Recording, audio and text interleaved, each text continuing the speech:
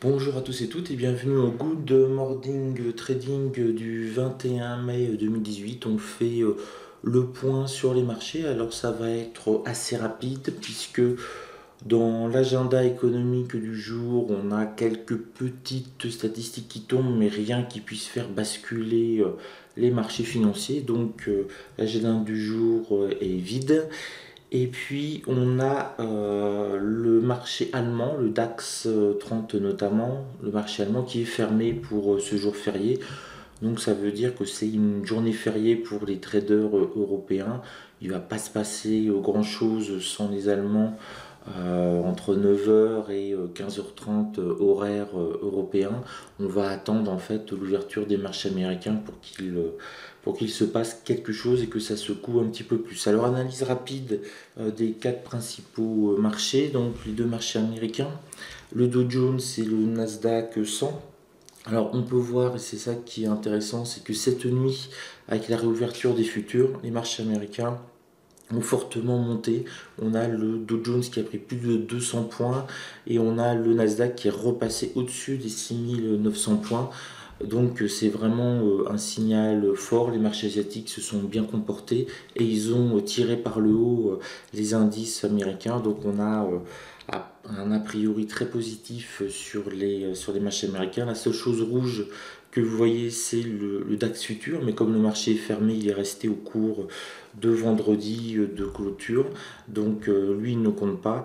Et on a les prévisions,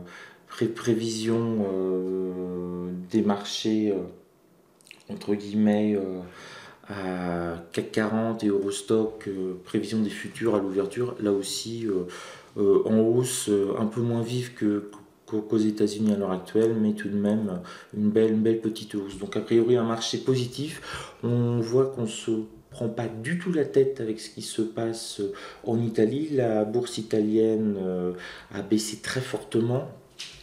Les obligations italiennes ont aussi pris une grosse claque. Pourquoi? Parce qu'on a les deux mouvements populistes italiens de gauche et de droite qui se sont alliés et qui, en tout cas, dans les paroles, puisqu'ils ne sont pas encore au pouvoir et qu'on ne connaît pas encore leur leader, annonce un Big Bang assez classique chez les populistes, et on a eu un effondrement de la bourse italienne, mais ça a pour l'instant aucun impact sur le CAC 40, sur l'Eurostock 50.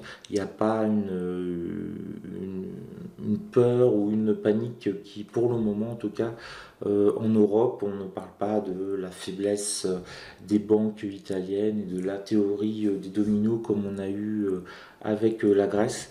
Bon, c'est un peu plus, c'est quand même inquiétant puisque les taux d'intérêt ont fortement monté. Ils sont plus hauts de plus de 1 an sur certains taux, de plus haut de plus de 2 ans sur des taux un petit peu plus courts en Italie. Donc l'économie italienne n'allait pas très bien.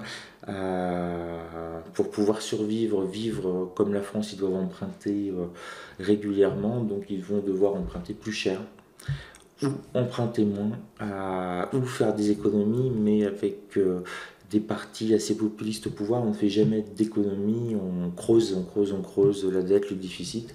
En tout cas, c'est ce que l'histoire économique nous a appris depuis les 5000 dernières années.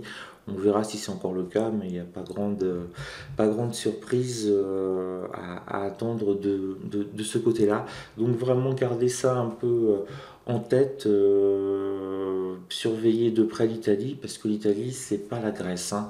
C'est en termes économiques, si l'Italie vacille, la France est tout de suite derrière, l'Espagne, le Portugal, qui ont réussi à bien remonter, peuvent être aussi contaminés, hein, puisque si on a des taux d'intérêt qui remontent très fortement pour un pays, même s'il y a une solidarité européenne, ce qui nous protège, c'est ce qui permet notamment à la France d'emprunter avec des taux relativement bas. C'est grâce à quoi? C'est parce qu'il y a l'Allemagne derrière et on a les pays du Nord, donc ça nous fait une moyenne entre guillemets, et ce qui nous permet d'emprunter assez bas.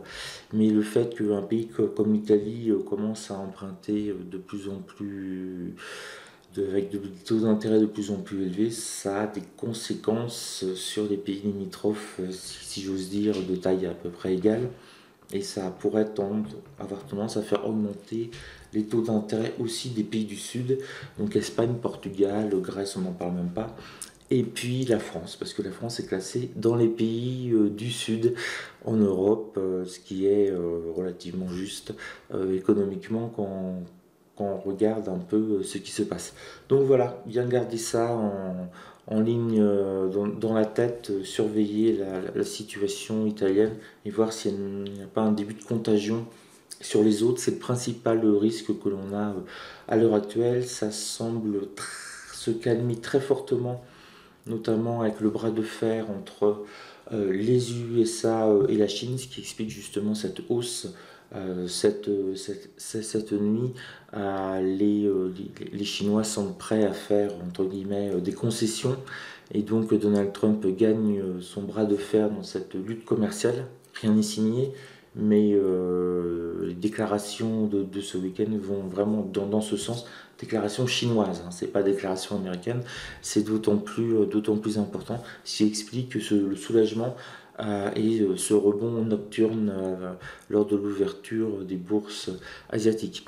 Voilà, on a fait à peu près le point. Demain, ce sera une journée un petit peu plus passionnante parce que le DAX sera là et il rattrapera certainement la hausse si on finit en hausse, ou la baisse si on finit la baisse. Donc lui, il risque de décaler pas mal. C'est pour ça que c'est toujours important, quand vous êtes en position de swing trading par exemple, de savoir les jours fériés, puisque là, pour ceux qui sont positionnés sur le DAX, quoi qu'il arrive, on ne peut strictement rien faire, sauf si vous êtes sur CFD à risque limité, qui permettra de sortir sa position. Mais si vous êtes sur futur, et ben, on attend demain matin 8 heures pour pouvoir déboucler sa position. Sur ce, je vous souhaite une excellente journée et puis je vous dis à très vite pour une prochaine vidéo YouTube, pour le prochain Good Morning Training de demain matin. Ciao à vous et soyez prudents sur les marchés.